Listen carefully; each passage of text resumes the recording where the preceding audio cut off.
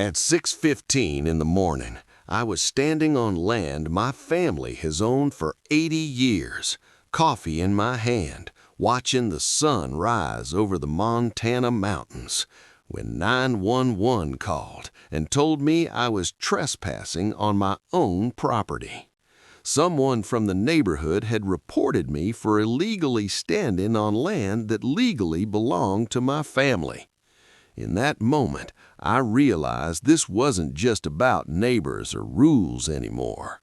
This was about power, control, and how far someone was willing to go to steal what didn't belong to. It's 6:15 in the morning. I'm standing on my family's 40-acre farm in Montana.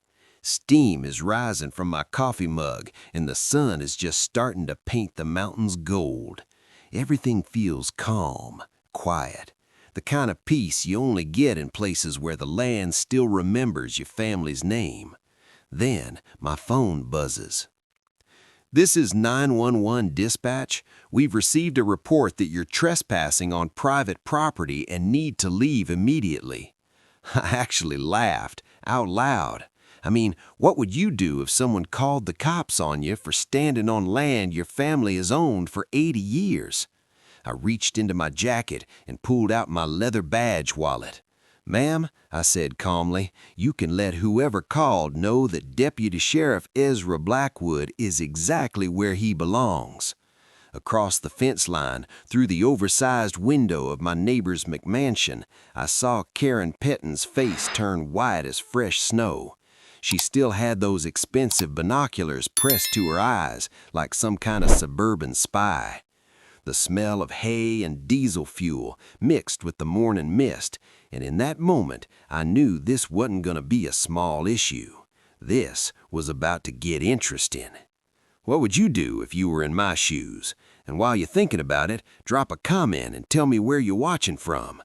I know some of you have your own HOA nightmare stories. You're watching HOA Prime Stories, and this one gets wild.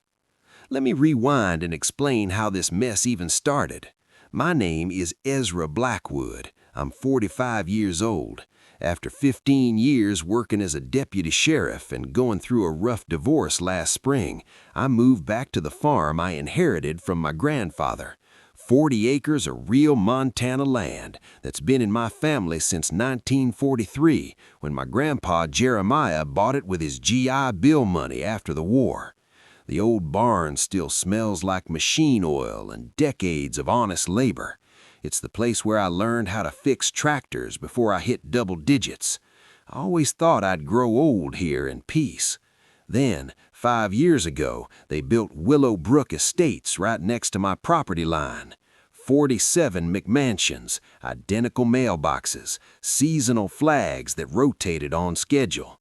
Most of the people were actually good neighbors. They bought vegetables from my small farm stand. Their kids loved feeding my goat Buttercup.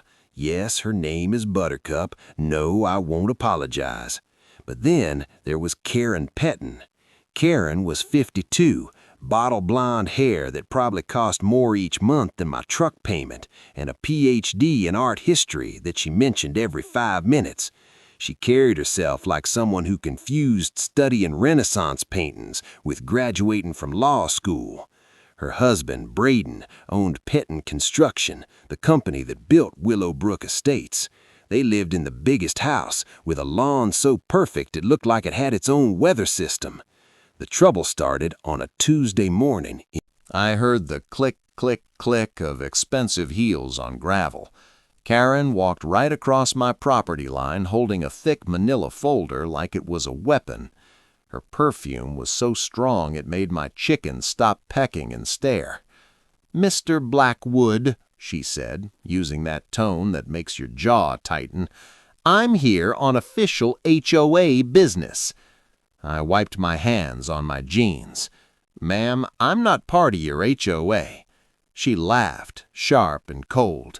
"Oh, but you are now. When Willowbrook Estates was formed, your property was grandfathered into our covenants." She shoved a certified letter into my hands. "You have 30 days to bring this agricultural operation into compliance." The legal language was thick, but the demands were clear. Tear down the barn, remove the chicken coop, shut down the farm stand, move all visible farm equipment. And if I didn't comply, the fines would start at $500 a day. She talked about property values and community standards, but something felt off. She kept looking past me, scanning my land like she was measuring it. Most of Willowbrook's residents liked my farm, but Karen had rallied a small group who didn't. 12 signatures out of 47 homes. She treated it like a victory and posted it all over Facebook. That night, sitting on my porch, listening to Buttercup chew grass, I realized this wasn't about chickens or looks. It was about control and land. Karen escalated fast. 3 days later, she filed a zoning complaint saying my farm was a health hazard. The photos she submitted were taken at strange angles, meant to make everything look worse than it was. That's when I went to the county courthouse. Years in law enforcement taught me that people rarely read the fine print. Karen clearly hadn't. Buried deep in the original HOA documents was a clause that said existing agricultural operations were permanently exempt from all HOA rules. Permanently exempt. I also requested a health inspection myself. The inspector walked my entire property. When she finished, she laughed and said my farm was cleaner than most commercial operations. Then Braden approached me quietly one evening. He offered 40% above market value, cash. Funny for land that supposedly hurt property values. I told him no.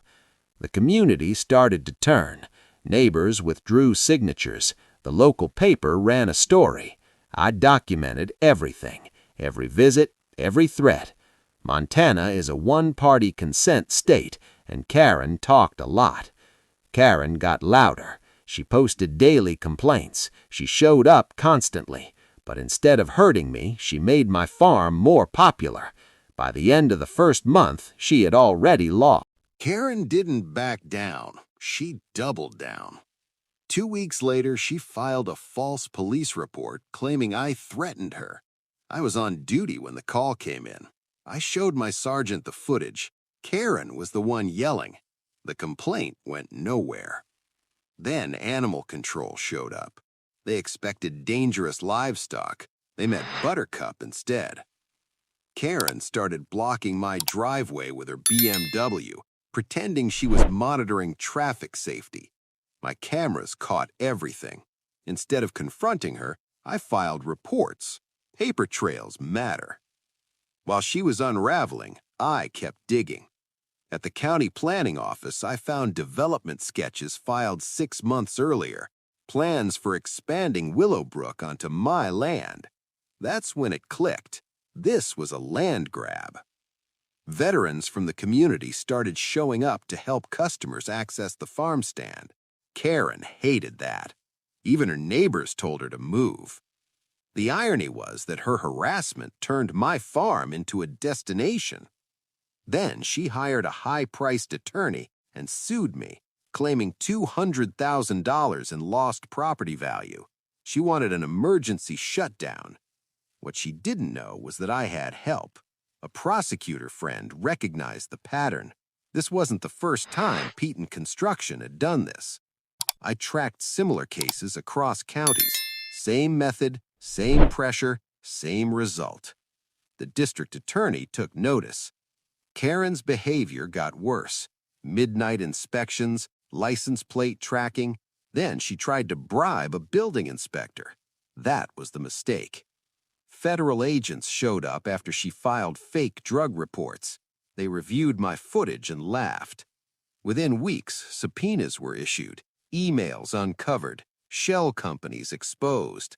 Karen was arrested for false reports, harassment, and bribery. Braden was charged too. Peyton Construction collapsed. The HOA dissolved. Land was returned. New laws were passed to protect farms like mine. I was standing in the same place as that first morning when it all ended. Coffee in hand, mountains glowing, quiet restored. The barn still stands, Buttercup is still chewing grass, and the lesson stuck. Power doesn't come from threats or money. It comes from knowing your rights and standing your ground. If someone tried to push you off your family's land, what would you do? Drop a comment, tell your story. And if you want more real neighborhood battles and HOA disasters, make sure you're subscribed to HOA Prime Stories. Because sometimes the quiet ones fight back the hardest. They thought I wouldn't notice. They thought I wouldn't fight back, and they definitely thought I wouldn't tear it down. But when an HOA decided they could build an entire house on land they didn't own, without permission, without warning, and without consequences, they triggered